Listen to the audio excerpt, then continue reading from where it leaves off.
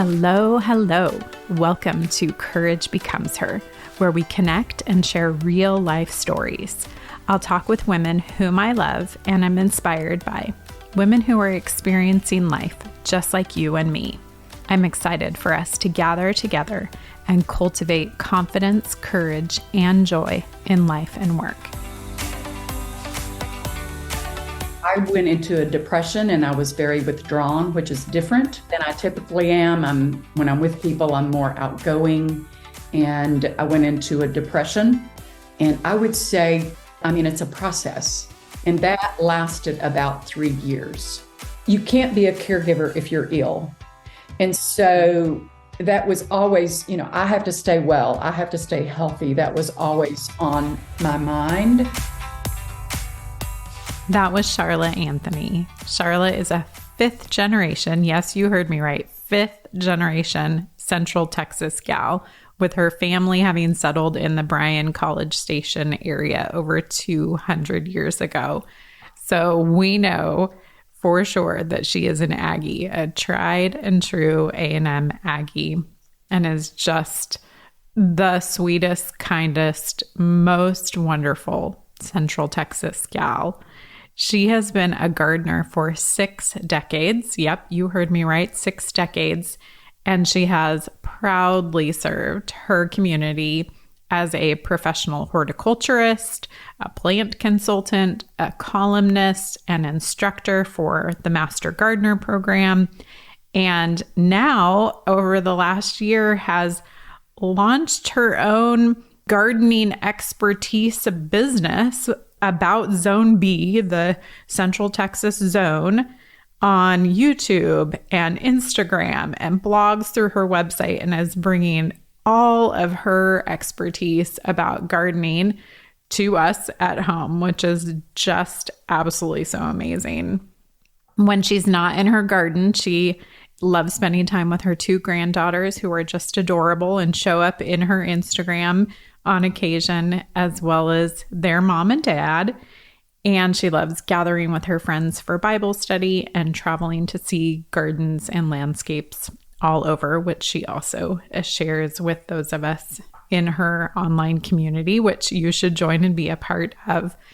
But in today's episode of Courage Becomes Her, Charla talks about her journey of becoming her husband's caregiver when he had early onset dementia at 59 years old.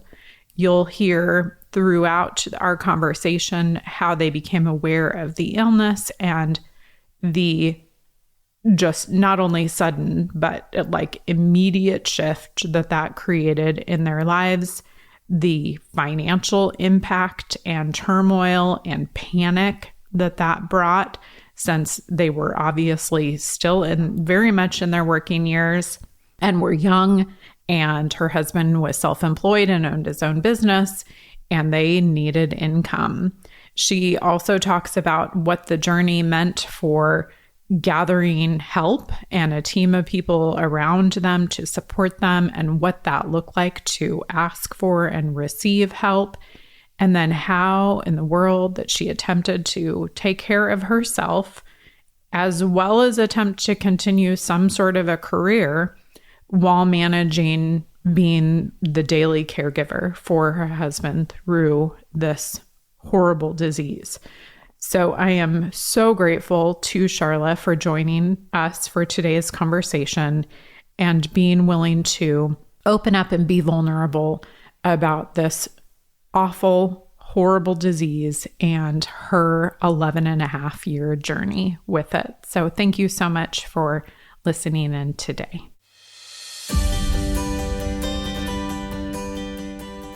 Charlotte, thank you so much for joining me for this conversation today for Courage Becomes Her. I'm so, so, so grateful to have you with me today.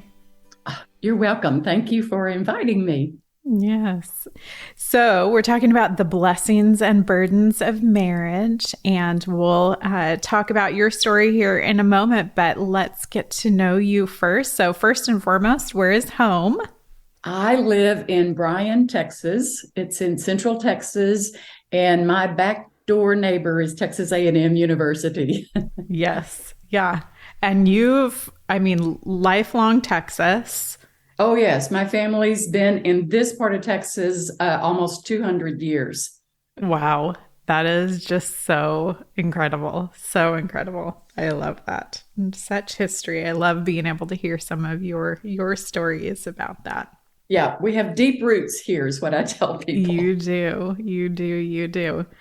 Okay, so you just recently figured out what your Enneagram is. So tell us Yes. a little bit about your Enneagram and your love language. Well, this was fun. I had heard of this and I learned more through you, but I just did kind of a quick analysis and discovered that I am a four. Yeah.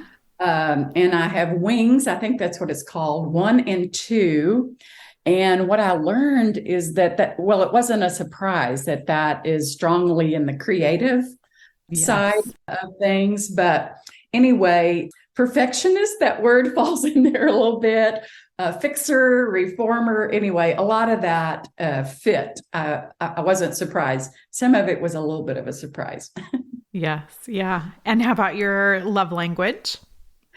It's been years since I did this, but words of affirmation. Hmm. Yeah, Yeah. I think that's my love language. I love that. So good. All right. What has made you laugh or filled your cup in the last day or so? Oh my goodness. I'm trying to think. I try to laugh a lot. Hmm. And it doesn't take much. I recently had some folks visit my garden, gave them a tour. Yeah. And literally the whole time did whole lot of laughing and just enjoying being out there. I'm a gardener. And so we just really, it was a lot of fun to do that. Good. Oh, I love that. How about best movie or show that you've watched in the last year or so? I think I've told you this recently, but it's been a little over a year now. I've not watched television much, and Yeah. the most recent movie I took a granddaughter to see Mario something. Oh my! Can't say that I Super enjoyed Mario Brothers movie. Yes, I can't say I enjoyed it, but it was silly and fun. They liked it. But within the last couple of years, I saw The Most Reluctant Convert. Yes. And it's the story of C.S. Lewis, is that Yeah. right? And how he Hmm. came to know the Lord. And I took a friend. We were one of four people in the theater. It was one of the most moving and impactful stories that I've seen in a long, long time.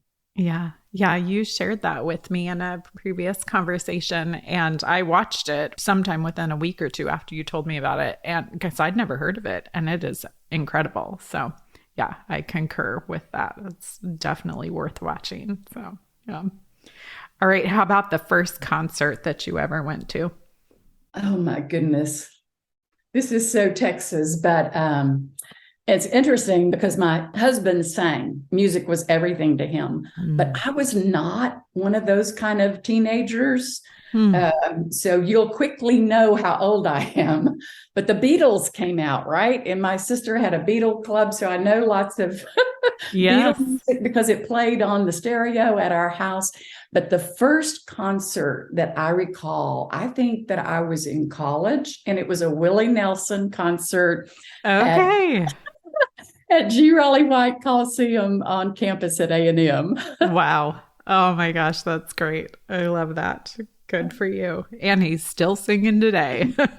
Yes, he just celebrated his 90th birthday, and he looks like he's not going to quit anytime soon. Wow. Oh my gosh, that's so fun. So wild. All right, what is a book that has transformed your life? Oh, wow. I was a voracious reader growing up, would even get in trouble for reading past bedtime. Lights were supposed to be out. But in recent years, I haven't read as much. But I'd have to say, looking back, the most impactful as far as Changing Life, My Perspective was The Hiding Place by Corrie ten Boom. And I Mhm. think that I might have been in college. I don't remember when it came out, but the suffering and the response Yeah. to all of that was just so inspirational. It Yeah. was humbling. And throughout her life, I read about her and followed her, and just a Yeah. great inspiration to me. It really is. It really is. And I mean, I think you're the fifth or even sixth of my guests to say that. And it's an incredible, incredible book. So good. All right. Last one. What's a current obsession of yours in any genre? Well, it's going to be related to gardening. Um, so I, this last year, took up propagation by seed propagation again. And this is indoors. So I got all the equipment, I got the lights, the heat mats, all that sort of stuff. And I don't think that I had done it to this degree for maybe 50 years. I was in college, I know, when I did a lot of it. And I just really had fun doing it. I've had some fails, but I've had some successes anyway. So I've kind of I gone love down that. yeah, I've kind of gone down that rabbit hole. I'm exploring Mm. some things that may not do great in Texas, but I'm going to try them. Wow. Oh, so fun. Good. Yeah. No, and I love that you've invited us along on that journey and have done a blog post or two about it and Yeah. shared on your stories on Instagram. So, yeah, thank you for bringing us with you. So Mm-hmm. good. Hmm. Well, thank you for letting us get to know you. So, I asked you and invited you to join me for this conversation while we're talking about marriage because you have gone through the experience of having your husband have dementia and just all that entailed and his subsequent passing as a result of that. And I think in our conversation, you might share some statistics with us, but obviously this is a growing experience that seems like is happening more and more in our culture today and around the world as well, obviously.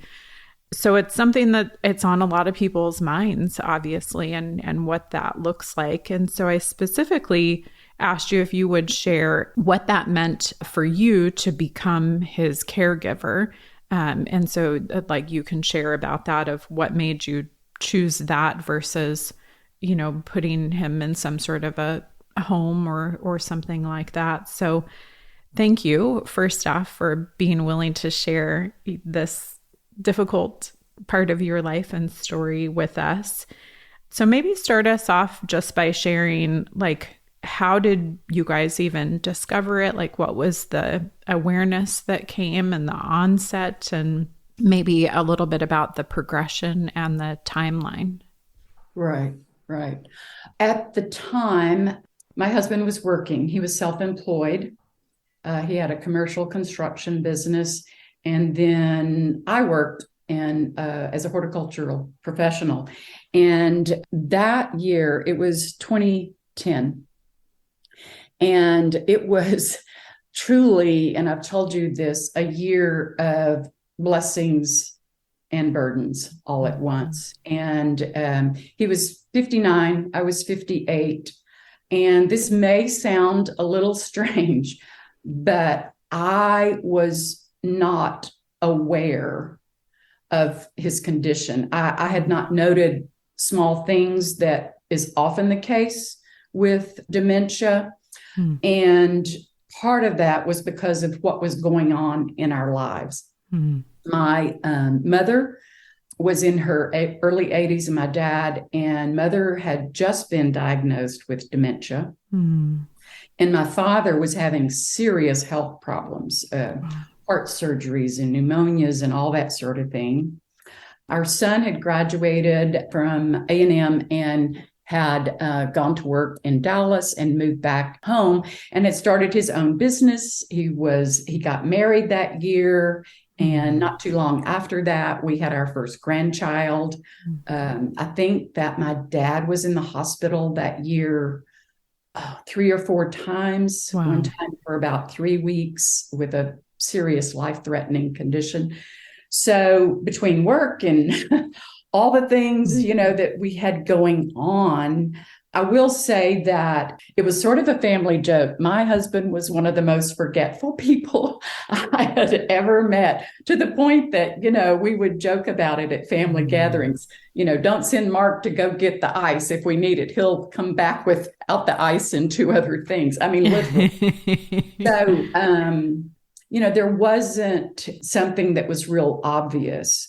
What I learned later, discovered later, is that the people that he did business with, many of those people were aware. Many of those people were aware.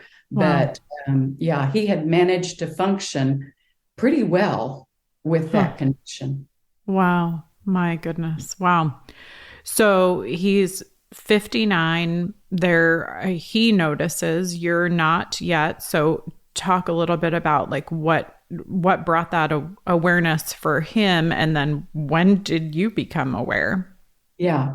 So I now know that a good friend, my husband played rugby, and he had this huge circle of rugby friends. He played at A&M and had a very successful career with that. And they would come to town and always get together. So a friend came to town, and this friend told Mark, "There's something wrong with you. You need to go see the doctor." Wow. Yeah. Wow. And he did. He did. And that was, as best I can figure out, around May. And then in September, he just offhand one morning, we were getting ready to go to work, mentioned that he was going for an MRI that week. And I just was like, "Oh, what?" It just was, I mean, that's a major, medical test. So at that point, I became engaged, and he had already been to our physician a couple of times by then. And so this physician had started the process. He was an internal medicine professional, and he had started the process of diagnosing, what was going on. Wow. My goodness. Wow. That's a lot to be taking in. And especially when you have all that was happening with your parents as well. Yeah. And that, that's a lot. Mm-hmm. So then what was the progression like, and how, like at what points in time was he not able to work any longer? And obviously there were some huge shifts that happened in your life. Were they sudden? Were they slow progression? Like, what did that look like? The shift in our circumstances was sudden. About the same time that he mentioned this medical test that got my attention, shortly after that, I mentioned we were self-employed. Yeah. And my husband, he was really good with finances. So my income, we did not depend on that, for our livelihood. And one week, there was a time that there was no paycheck. I took care of the personal finances. He took care of all the business ones. And that was not extremely unusual, but it was unusual. And then the next time it happened, that was unusual. Wow. And so I began to explore that, and he really couldn't explain. And he officed in a low-key way. So he had a warehouse in this little, room with the air conditioner attached to it. He had done business, nice offices and all that, but he didn't need that. And so I went to that office, and I had not been in his office in about a year. And I opened the door, and it was so telling. Oh, wow. Wow. It was very telling. And then I tried to discover what was going on. And I will say, for our physician from the get-go did not go to dementia. Okay. He tried to figure out everything imaginable, and internal medicine professionals, or diagnostics is their thing, right? Yeah. And so we went down that road for a while. And I would say from the latter part of 2010, he was not diagnosed clinically with Alzheimer's for 3 years. It was 2013. Okay. Yeah. That's a long time. Yeah. The first year he still drove, And, we went through the whole thing of deciding that he got lost a few times. And we went through the whole thing of the safety of that, the responsibility of that. And so, we were able to navigate that pretty well. That can be a really hard thing for families, I know, with, someone with dementia. Wow. But that went pretty well for us. But that interim, and I've told you this, that 3-year interim, our income drastically changed. Yeah. And while his illness was catastrophic, the financial impact, I had two burdens, if you will, and, trying to go through with those at the same time. And there were lots of anxious moments, but, looking back, I can see the handprint of God. He provided for us. And there were moments of panic. I literally would go to bed, not sure how the payment that was due the next day for just our everyday living expenses was going to be made, and it would work out. Wow. Yeah. My goodness. Yeah. And I mean, at that point in time, you'd been married for 35-ish years. Yeah, I think so. Oh, I'm terrible with math. We got married in 1974, and that was 2010. So yeah, so about 35, 36 years. So obviously you had a routine in life and a rhythm in life, and there was, you both were still working. There was, just all of that continuity in life. And then this abrupt shift. Who wouldn't panic? My goodness. Yeah. If you're all of a sudden having to not only be paying attention to your parents' health, but now your husband's health and your personal finances, and how am I going to pay the bills when, just nearing or just about 60 years old? Gosh. Well, it took a team of people. Our son, stepped up and was incredibly supportive. My siblings, my extended family. Wow. My mother in particular had a pretty big family. And so I had a network of people. And of course we had friends and our community from church, that helped. But in my mind, I made a commitment that I would do all that I could to honor the debt that my husband's company had. And so, good or bad, I stuck with that. And so I would go to work during the day, and then when my work finished, I would go to his office, and, we would work a while. And through my work, I worked a lot of Saturdays, a lot of weekends.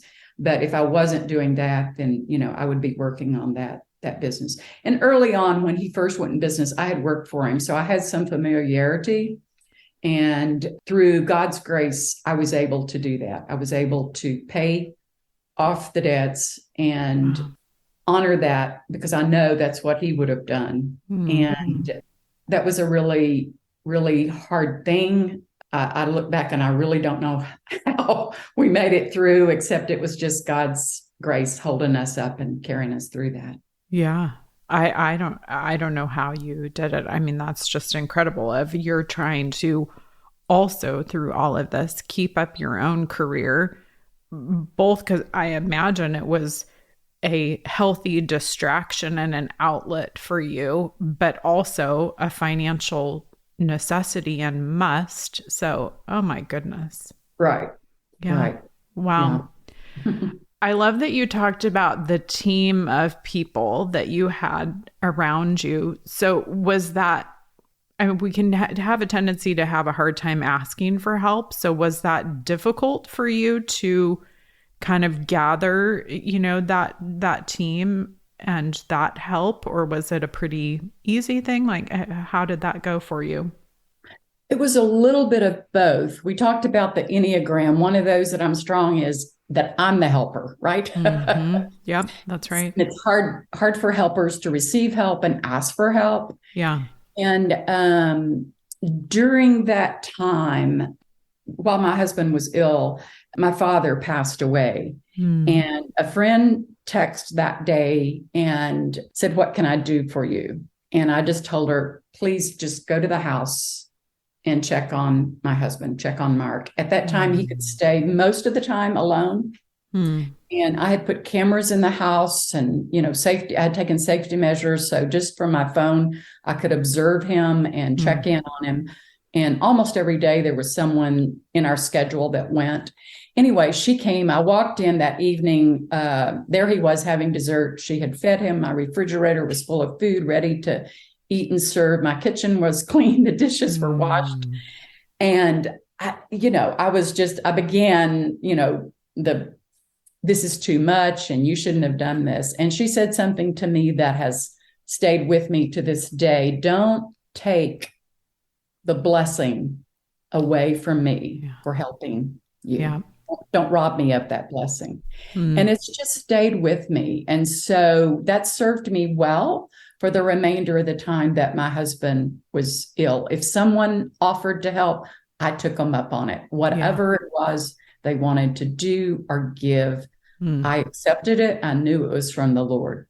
Yeah, that's so good. I think I've read in multiple other books about grief and, processes, journeys like yours.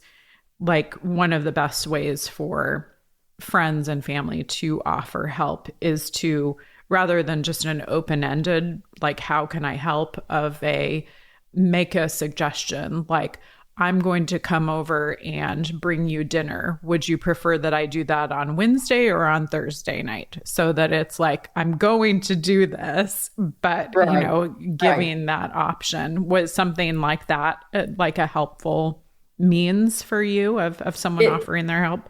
It was. And in fact, I've mentioned to you that I have sort of a mental list of things that people did for us.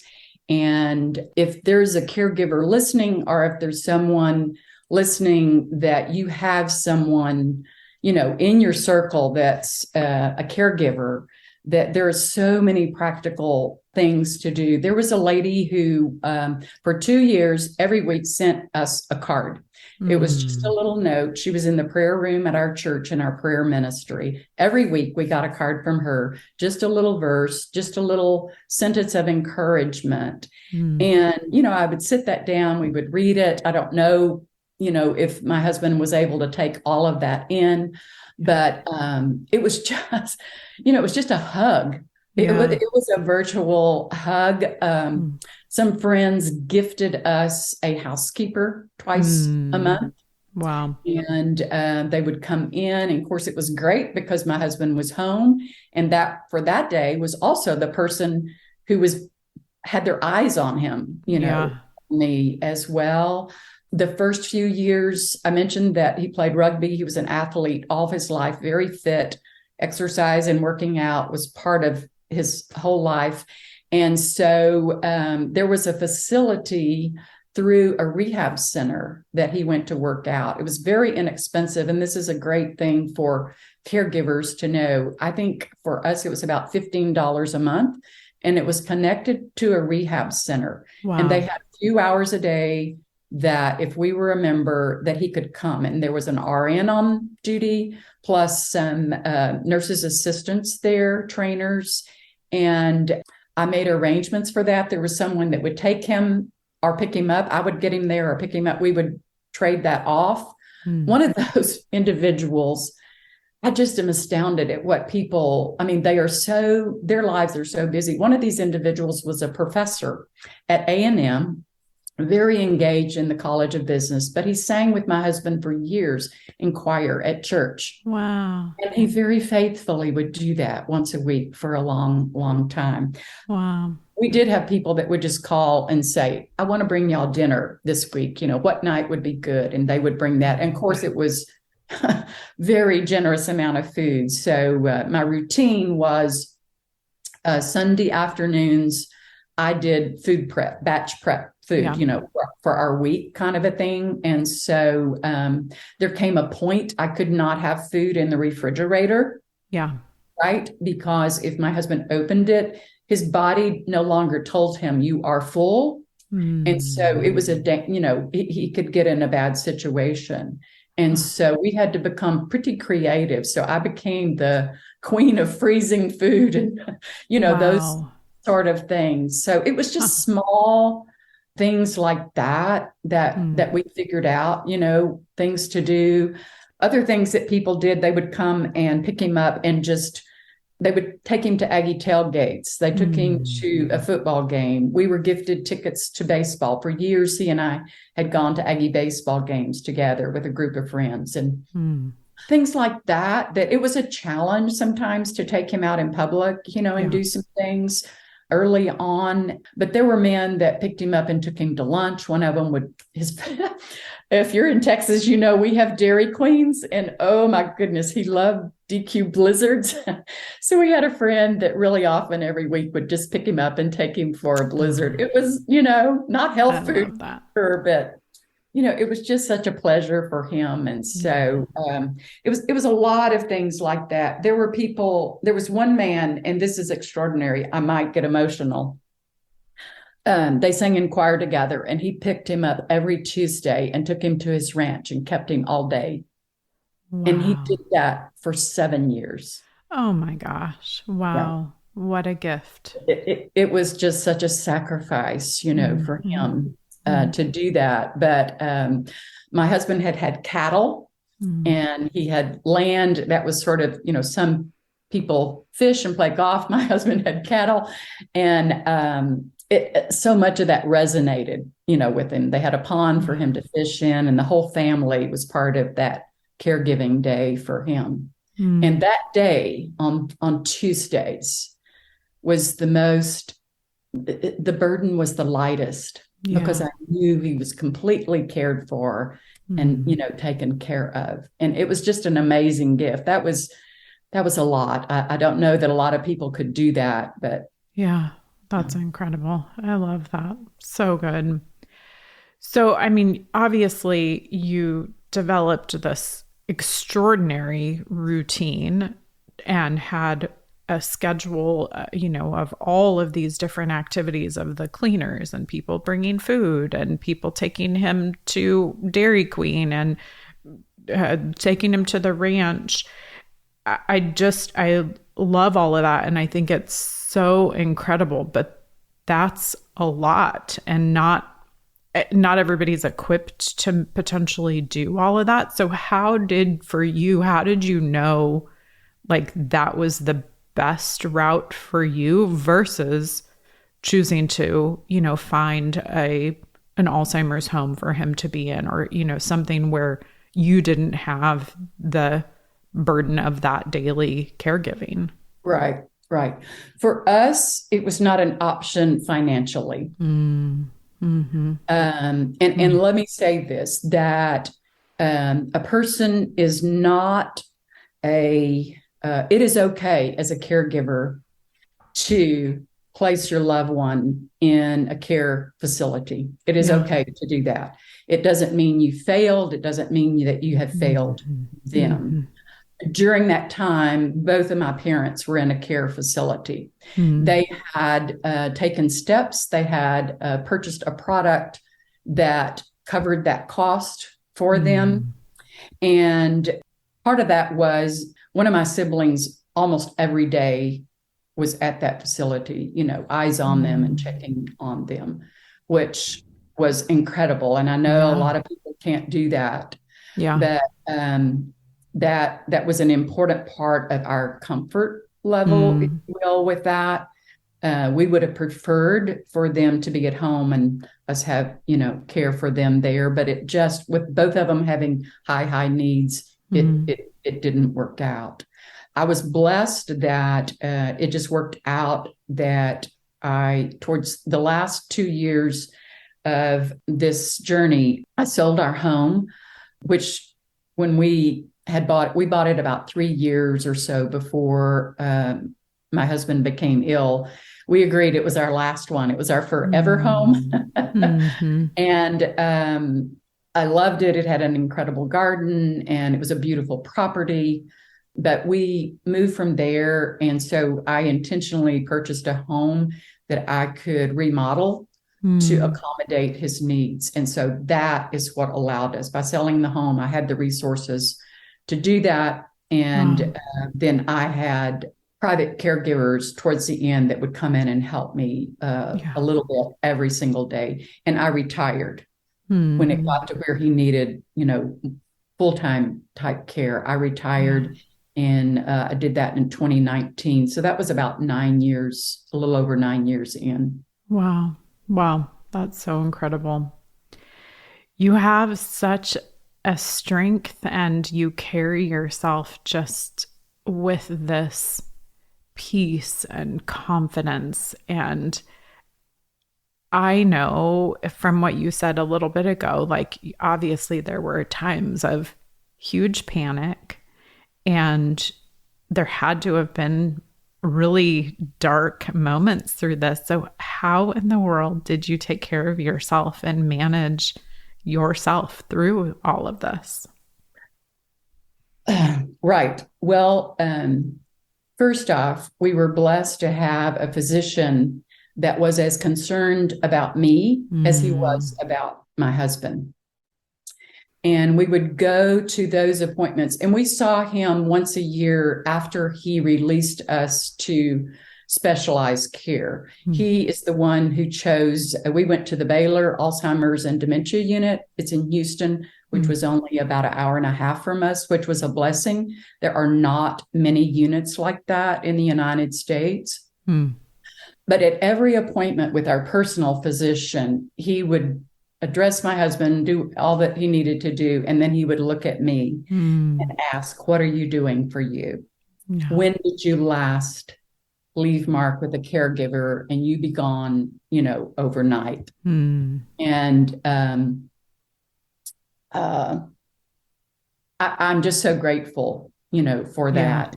And my family was cognizant of it. I'll have to say our son was very conscientious Mm. about that. He and his sweet, precious wife, my daughter in love, Mm. were very good about either staying with my husband while I, did an overnight or a weekend Mm. or something like that. And I've talked to you about this. So if there is a caregiver listening, there's a few little things that I did just throughout the week. They were not major. I didn't have to get someone to watch Mark and take care of him. But of course, gardening is my thing. And Yes. I mean, just a cup of coffee on a Sunday morning and walking around in my garden. I would get Mm. my husband all situated. And I mean, just that Yeah. alone. I was very intentional. I've told you that music wasn't a big thing for me, but at that time it became that. And I was real Mm. intentional. If I was driving, I had praise and worship music going. Mm. In the evenings, I had a lot of trouble sleeping at that time. I bet. And those first few years. And I would play, I think at the time I used Pandora. I don't even know if they even use that anymore. But anyway, I would just have just real soothing kind of, Mm. music going that helped me. We had a precious granddaughter at that time. Often I would leave work and instead of going straight home, I would just go by there and they would let me just sit in her room and we would just sit on the floor and play. Oh. It was small things. Sometimes on the way to work, I think I told you, instead of driving through Starbucks, that was my indulgence. I would just stop and go in and just, sit there for a moment. Mm. And sometimes a friend would come in and just take, 15 minutes, but Yeah. just anything to break that pattern, Yes. sort of a distraction, even Yeah. for the moment. I wish I could say that I did exercising regularly. I did do walks Mm. occasionally, but I think, by gardening, I'd get out there and Yes. I Yeah. got quite a bit of exercise doing that. But you can't be a caregiver if you're ill. And Mm. so that was always, I have to stay well. I have to stay healthy. That was always Mm. on my mind. And I didn't have problems doing that. Mm. I had a team in place that if I had to leave overnight, I was comfortable. But it's a lot of those little things combined add up to good care, good self-care. Yes. Yeah. Gosh. I love that. Love that so much. Hi, friends. Just popping into the conversation with Charla super quick. One of the things that I have learned from her is that 1 in 9 Americans are currently impacted by dementia in some way or another, either through themselves or through someone that they love, and that every single one of those people are struggling to both find resources as well as to find encouragement while they go through this catastrophic disease. So I'd like to ask you to please think about the woman in your life whose life is being impacted by dementia right now, who could really just use some encouragement, and pass on this conversation with Charla to her. I know it would really be a blessing to that woman in your life.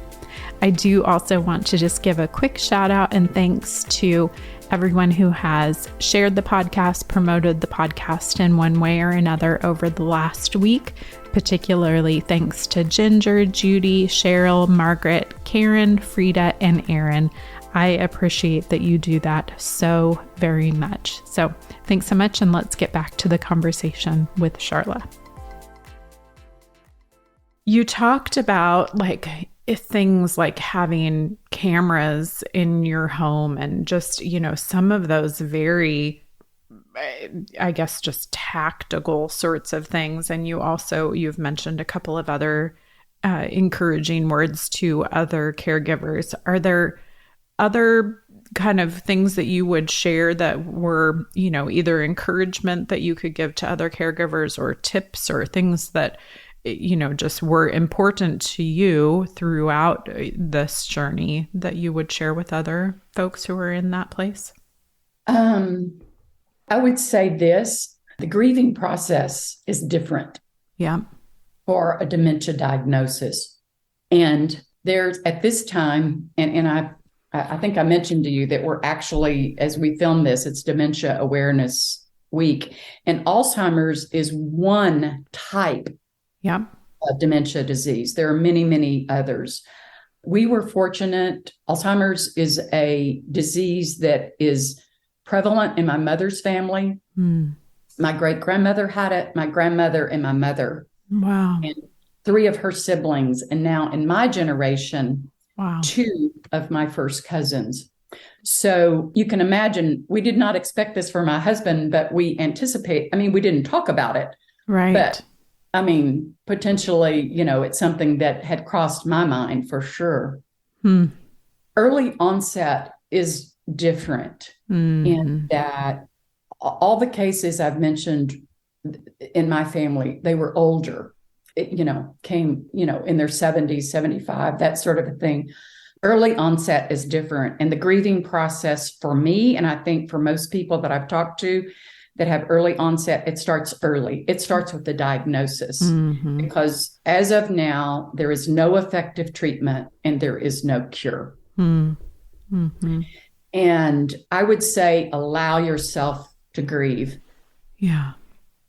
And the families that support that team should expect that. I went into a depression and I was very withdrawn, which is different than I typically am. When I'm with people, I'm more outgoing. And I went into a depression. And I would say, it's a process, right? Yeah. And that lasted about 3 years. When my husband did pass away in January of 2022, when I tell you we had a life celebration for him, we did. Yeah. Yeah. We chose to focus on, in his relatively short life, from the time he became ill at 59, in that time period, what he had accomplished, the lives he had touched. And at some point in this grieving process, I would want to encourage a caregiver by saying, you will reach that.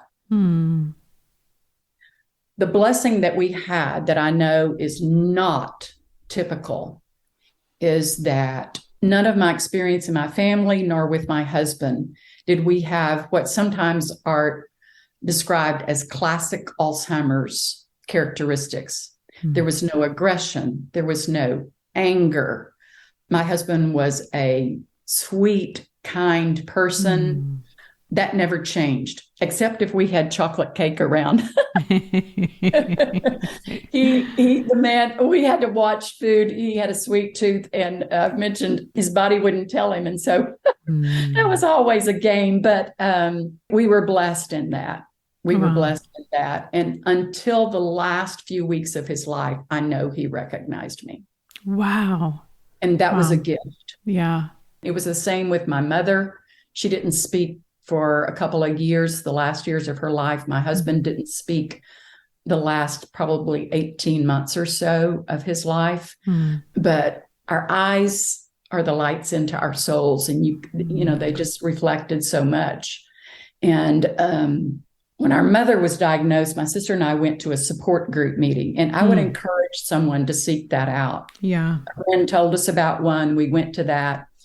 But we left that hearing just heartbreaking story after heartbreaking story of this extreme personality change. Yeah.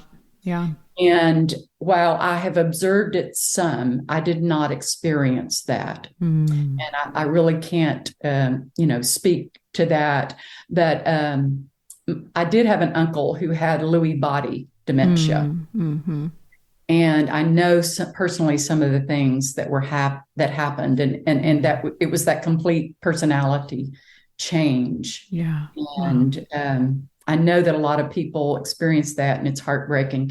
I think I was telling you right now there are 6.7 million Americans right now in 2023 have dementia or some type of dementia. Wow. Disease. And by 2050, which is just not that far away, the projection is over 12 million people will have dementia.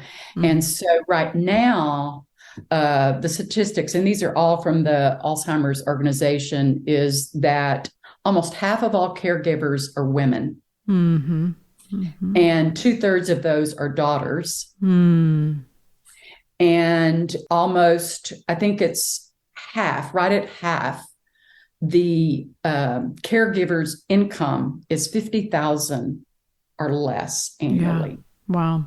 So when you think about, you've got the burden of dealing with all the illness itself and with the individual. So most caregivers are facing the financial, burden as well. I was asked recently why it was important to, even though we knew my husband had dementia, why was it important to get the Alzheimer's diagnosis? So the physician that can do that, the team that can do that, is a neuropsychologist. So they do a test. It's not just the test, what year is it and who's the president? And you probably are aware of this, Laurel. It's an extensive test. It was a day of testing, then another day of some physicals type tests. And then we went back a week or two later for that analysis. Because it was early onset, it was important to have that diagnosis because my husband had purchased long before that a disability insurance policy. He was self-employed. Yeah. And to activate that asset, they had to have, of course, a diagnosis. And we had to prove that. And so, so I had to seek that. And we were at that specialized facility for 5 years. He was enrolled in and participated in 2 study groups. One is about, if it hasn't already, it's about to become public, and it's a simple blood test. Wow. And that was a Texas study, and he participated in that for 5 years. The other was a national study, and I think UC Davis was engaged in that, maybe the Banner Institute out of Arizona, and then Baylor in Houston. And it was extensive. We went for testing 4 times a year, plus his annual things. And it was major tests involved in that. So I have a very good feeling now that we did what we could to contribute to helping discover, the cause and the treatment of this disease. But it's incredible that you guys did that. I think that is, that is a burden on you to have added that into your plate and into your life, with all of that was going on. So thank you for doing that. Yeah, Wow. that takes a commitment. And I stepped away. It was 5 years that he was there. And I stepped away from that simply because of that. It became very difficult to take him to a new place to stay. We had to stay overnight, and traveling gets to be real tricky and dangerous, in fact, for both, for your loved one and for you. And I just concluded, it was time to step away. And so we did that. By then I had a routine. We had a team, but it took a while to, get all that in place. Wow. Gosh. Oh my goodness. Your courage is incredible, Charla. 11 and a half years of this journey. That's a long time. So thank you for sharing with us. Well, I'm happy to share it in hopes that it'll encourage someone. Yes. And I've told you this, I didn't always do it beautifully. There were times early on when he was still more able and capable. There was frustration and times that I got, angry and upset. But you have to give yourself some grace as a caregiver. Yeah. For a long time, I felt, to me, I was not doing a good job. And the Lord has opened my eyes through other people and teaching me and helping me to see that, in fact, we did, in His grace and with His help and with our team, that we did all that we could. That's right. For our husband, for our husband. Yeah. Yeah. No, gosh, I just think it's so beautiful. And of course, those would be, so challenging circumstances. So, well, you most certainly are inspiring courage in myself and in those listening, caregivers or not. So thank you for that. And who or what for you today is inspiring courage in you? I love listening to your podcast. Oh, you're so sweet. And you know that because this is how we met a little over a year ago now. I went to a creative business retreat. Through that, we connected. And so it's been very evident for me to step into that. And I have met some amazing young women. I'm the elder of the group most of the time. That's okay. But I've been able to take my horticulture experience and my love, it's my passion, to online, I guess is what you would say. So what I did professionally, teach and problem solve, I'm now doing that. And these young women are so inspiring. I'm challenged by them. I'm challenged by the work itself. It's a steep learning curve for me, but I love meeting them, engaging with them, learning their stories, being with them. They just encourage me so much. And anyway, they're a huge help to me. Yes. Oh, gosh. Well, and you're encouraging right back to them as well. So thank you. Well, thank you so much. I greatly appreciate you sharing with us today and encouraging us and inspiring us. So thank you. You're welcome. It's been an honor to do it. Thank you for asking me. Thank you.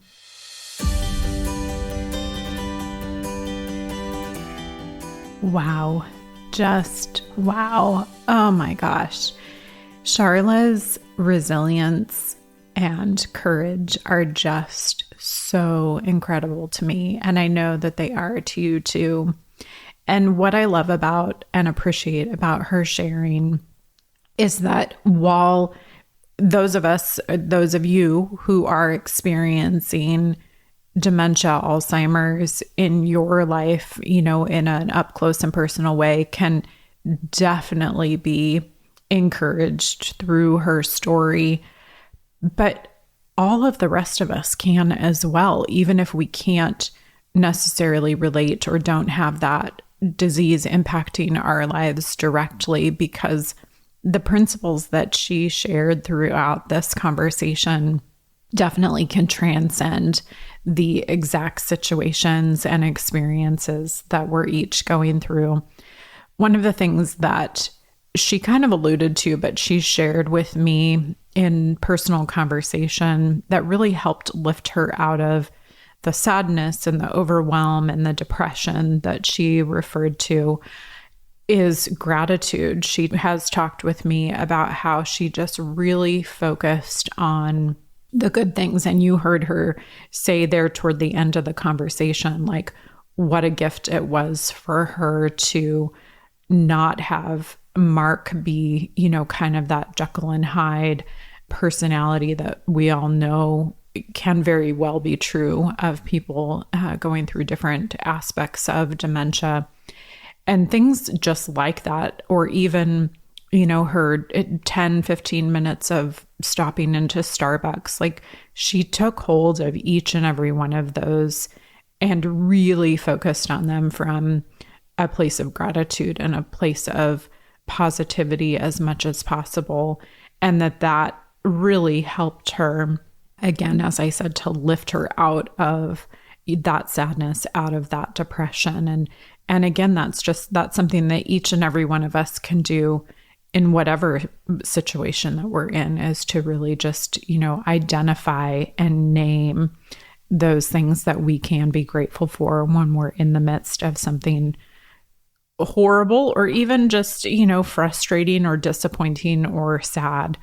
So I'm just so grateful for Charla and her willingness to open up and have this conversation with us today. Just such a really meaningful word from her. So thank you so much for listening in to today's conversation. What an honor to help you to cultivate confidence, courage, and joy in your life and work. Thank you so much for inviting me to journey with you. I look forward to being back with you next week, where we'll hear another story from a woman whom I love and am inspired by and look forward to learning from.